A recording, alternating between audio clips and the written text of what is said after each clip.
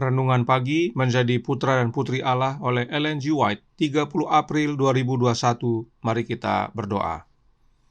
Bapa kami yang di sorga, Allah pencipta langit dan bumi, laut dan segala isinya, Allah yang maha besar, maha kuasa, satu-satunya Allah yang benar yang kami sembah selalu, melalui anak-Mu yang tunggal, Yesus Kristus. Terpujilah Yesus, anak Allah yang maha tinggi, yang adalah penolong dan penghibur kami. Pada pagi hari ini kami bersyukur boleh bangun dan berbakti dan sebagaimana membaca dan mendengarkan nasihat firman-Mu. Kiranya ini menjadi pembaharuan dalam hidup kami. Beserta kami sepanjang perbaktian ini, kehendak-Mu yang jadi, ampun kami akan dosa dan salah, karena kami berdoa hanya dalam nama anak Allah yang tunggal, Yesus Kristus, yang adalah Tuhan dan Juru Selamat kami. Amin. Renungan hari ini akan dibacakan oleh Saudara Peter Pangaila. Silahkan, Saudara Peter. Shalom, selamat pagi. Bacaan renungan pagi kita hari ini, Jumat 30 April 2021, dengan judul Dari Hamba Dosa Menjadi Pangeran Allah. Ayat tema, Kejadian 32 ayat 28. Lalu kata orang itu, namamu tidak akan disebut lagi Yakub, tetapi Israel, sebab engkau telah bergumul melawan Allah dan manusia, dan engkau menang. Pada malam itu, Yakub, anak manja ibunya, mengalami kelahiran baru dan menjadi anak Allah. Dalam keadaannya yang tawar hati, terang yang datang kepadanya dipandang sebagai suatu hal yang sangat indah, dan batu keras yang di atasnya kepalanya diletakkan, batu yang paling diinginkan di mana kepalanya pernah disandarkan. Alangkah bahagianya dia.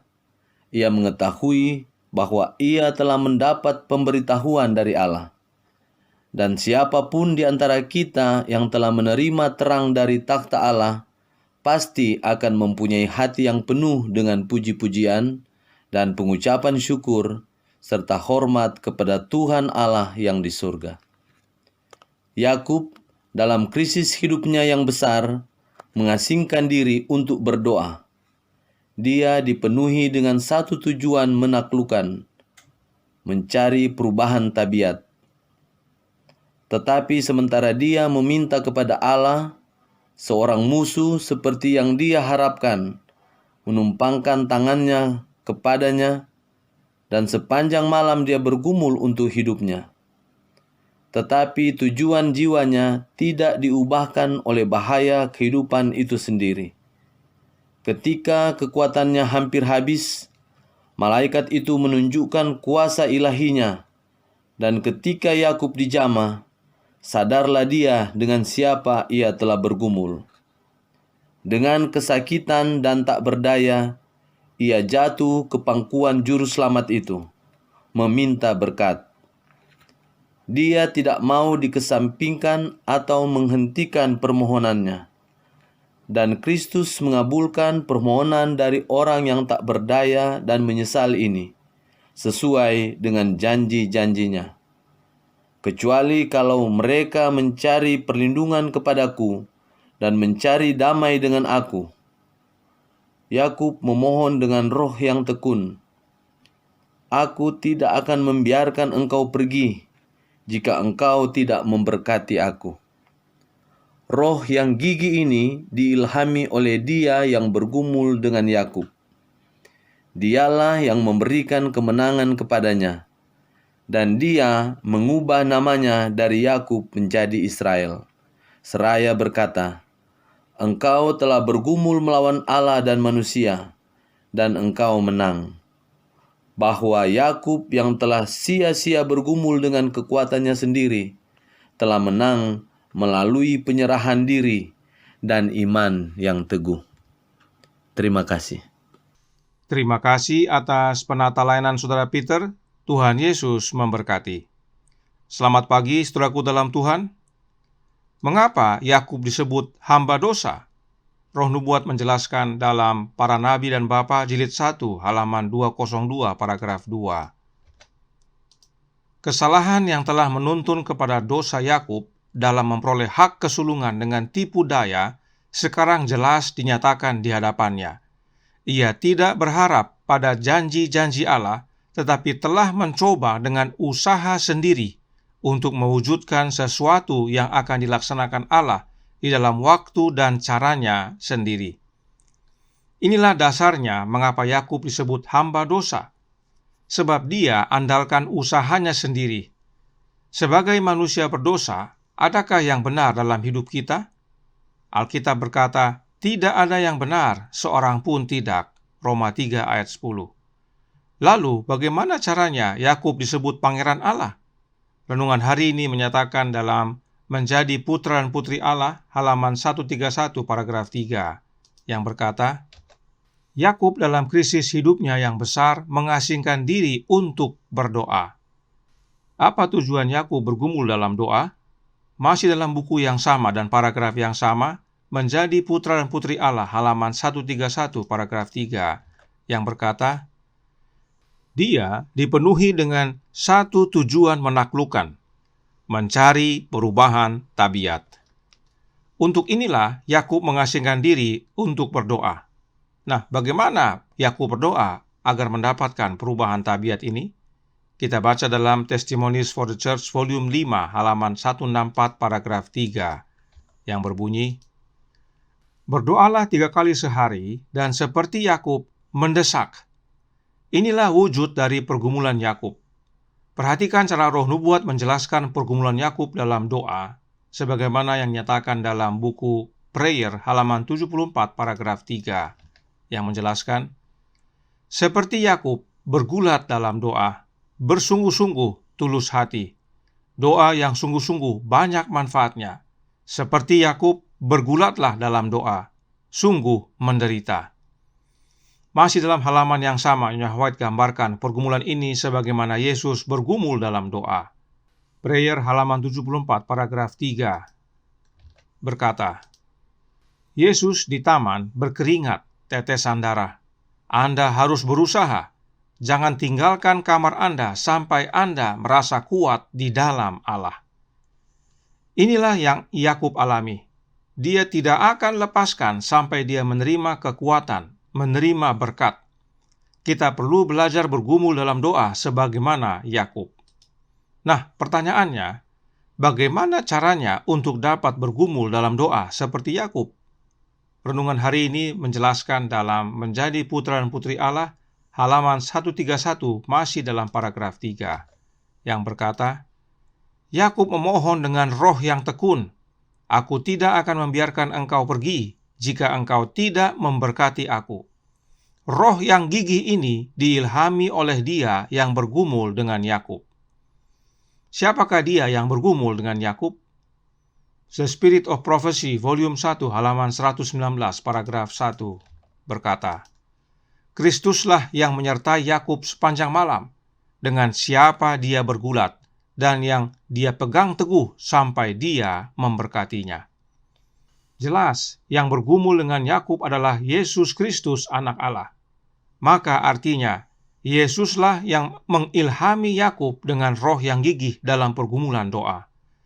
Karenanya, untuk kita dapat bergumul dalam doa, kita pun memerlukan roh yang sama dari Yesus. Dan inilah proses peralihan Yakub dari hamba dosa yang mengandalkan diri sendiri menjadi pangeran Allah yang berserah penuh kepada Bapa. Nah, kata pangeran ini berasal dari ayat inti renungan hari ini, khususnya dalam bahasa Inggris. Mari kita lihat.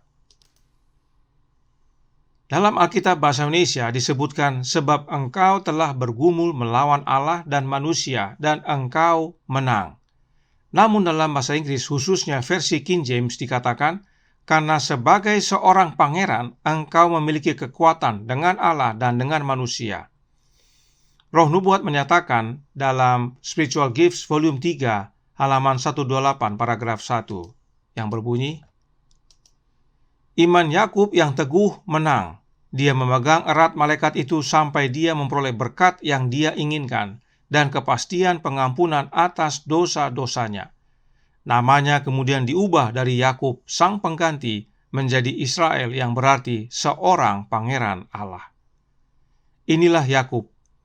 Dia bergumul, bergulat dalam doa yang tekun, dan roh kegigihan dalam berdoa itu datang dari Yesus. Kemudian dia bergumul dengan Yesus untuk memohon pengampunan dosa-dosanya, dan dia menang. Serta Yakub akhirnya diubahkan dari hamba dosa kepada pangeran Allah karena Yesus. Semuanya karena Yesus. Diri kita tidak ada artinya. Hanya dalam Yesus kita beroleh pengampunan dosa dan kemenangan. Our High Calling halaman 76 paragraf 5 berkata, "Tidak ada kuasa di dalam dirimu selain dari Kristus, tapi adalah hak istimewamu untuk memiliki Kristus yang tinggal di dalam hatimu oleh iman, dan Dia dapat mengatasi dosa di dalam dirimu." Bagaimana caranya Kristus tinggal dalam hati kita oleh iman? Melalui kehadiran Roh-Nya. Jelas bahwa hanya kuasa Kristus yang dapat mengatasi dosa dalam diri kita. Tidak ada yang lain. Bagaimanakah kuasa Kristus itu hadir dalam hidup kita? Melalui kehadiran Roh-Nya yang kudus. Roh Kristus itulah kuasa yang Yesus janjikan agar kita dapat menang sebagaimana Yesus telah menang. Kita berubah dari hamba dosa menjadi pangeran Allah. Karenanya, Christ Triumphant halaman 90 paragraf 4 menjelaskan, jika kita dapat hidup tanpa Kristus di dunia ini, Dia, yaitu Kristus, akan hidup tanpa kita di dunia yang lebih baik. Tetapi jika kita berpegang teguh kepadanya dengan iman yang hidup, berkata bersama Yakub, "Aku tidak akan membiarkan engkau pergi." Jika kita memohon, "Janganlah membuang aku dari hadapanmu, dan janganlah mengambil Roh-Mu yang kudus daripadaku," janji itu untuk kita. Aku sekali-kali tidak akan membiarkan engkau, aku sekali-kali tidak akan meninggalkan engkau. Suatu amaran yang penting bagi kita dan juga suatu nasihat yang sangat baik bagi kita. Dengan kata lain, jika kita andalkan diri kita dan bukan Yesus, maka jangan harap dapat hidup bersama Yesus di dunia baru nanti. Artinya, kita tidak bisa hidup tanpa Kristus. Kalau mau hidup bersama Yesus di dunia baru nanti, kita harus hidup bersama Yesus sekarang di dunia ini. Bagaimana caranya? Dengan menerima kehadiran Roh-Nya yang kudus dalam hidup kita. Sebab itulah caranya untuk tinggal dalam Yesus dan Yesus tinggal dalam kita. Sebab di luar Kristus kita tidak dapat berbuat apa-apa, kering dan siap untuk dibakar. Karenanya, saudaraku dalam Tuhan, berdoalah seperti Yakub, bergumul dan mendesak, "Aku tidak akan membiarkan engkau pergi," serta bermohon seperti Daud, "Janganlah membuang aku dari hadapanmu, dan janganlah mengambil Roh-Mu yang kudus daripadaku." Sebab memang Roh Allah yang Bapa karuniakan, itulah kasih karunia Allah bagi kita, dan kita dapat memiliki kekayaan kasih karunia Allah ini hanya di dalam Anaknya Yesus Kristus. Kasih karunia Bapa di dalam Yesus inilah yang mengubahkan kita dari hamba dosa menjadi pangeran Allah. Tuhan memberkati. Saya bawa dalam nama Yesus. Amin. Mari kita berdoa. Bapa kami yang di sorga, Allah pencipta langit dan bumi, laut dan segala isinya, Allah yang maha besar, maha kuasa, satu-satunya Allah yang benar, yang kami sembah selalu melalui Anak-Mu yang tunggal, Yesus Kristus. Terima kasih atas nasihat yang baik bagi kami. Bila kami mau hidup bersama Yesus di dunia baru nanti, penting bagi kami untuk hidup bersama Yesus di dunia ini. Dan itu dengan menerima kehadiran Roh-Nya. Roh-Nya itulah yang membuat kami gigih berdoa bergumul untuk tidak melepaskan Yesus sampai Dia memberkati kami dengan karunia Roh-Nya agar kami diubahkan menjadi pangeran-pangeran Allah. Tuhan, tolong kami, janganlah Kau ambil Roh-Mu daripada kami. Beserta kami sepanjang hari ini, curahkan Roh Anak-Mu dalam hati, kehendak-Mu yang jadi, ampun kami akan dosa dan salah, karena kami berdoa hanya dalam nama Anak Allah yang tunggal, Yesus Kristus, yang adalah Tuhan dan Juru Selamat kami. Amin.